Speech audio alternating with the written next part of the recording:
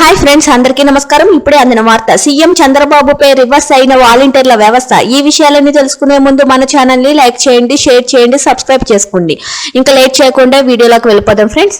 AP అసెంబ్లీకి జరిగిన ఎన్నికల ప్రచారంలో తెలుగుదేశం, జనసేన, బీజేపీ ఎన్నో హామీలు ఇచ్చాయి. అధికారంలోకి వచ్చిన తర్వాత వాటిని అమలు చేసే దిశగా ఎన్టీఏ ప్రభుత్వం ప్రయత్నిస్తుంది. ఎన్నికల హామీల్లోని ప్రధానమైన అంశం వాలంటీర్లకు వేతనం పెంపు. ప్రస్తుతం ఇస్తున్న 5,000 నుంచి 10,000కు పెంచుదామని చంద్రబాబు హామీ ఇచ్చారు. అయితే అధికారంలోకి వచ్చిన తర్వాత ఇంతవరకు ఆ హామీని అమలు చేయలేదు. ఇప్పటి వరకు వారికి ఇస్తున్న గౌరవ వేతనం 5,000 కూడా ఇవ్వలేదు. ప్రతి నెల పెన్షన్లను వార్డు, గ్రామ సచివాలయ సిబ్బంది, ఇతర ప్రభుత్వ సిబ్బందితో ఇంటింటికి అందజేస్తున్నారు. దీంతో ఇప్పటి వరకు ఓపిక పట్టిన వాలంటీర్ల ప్రభుత్వంతో తాడో పేడో తేల్చుకోవాలనే నిర్ణయానికి వచ్చినట్లు తెలుస్తుంది. ఇప్పటికే వారంతా ఉద్యోగ భద్రతపై ఆందోళన చెందుతున్నారు. తమ ఉద్యోగాలపై ప్రభుత్వం ఎటువంటి నిర్ణయం తీసుకుంటుందా అనే ఆందోళనలో కొట్టుమిట్టలాడుతున్నారు.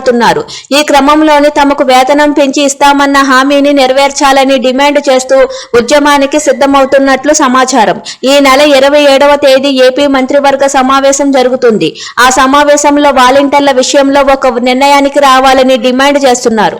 విజయవాడలో ఈ నెల 31వ తేదీన రాష్ట్ర కార్యవర్గ సమావేశం నిర్వహించే ఏర్పాట్లు చేస్తున్నారు.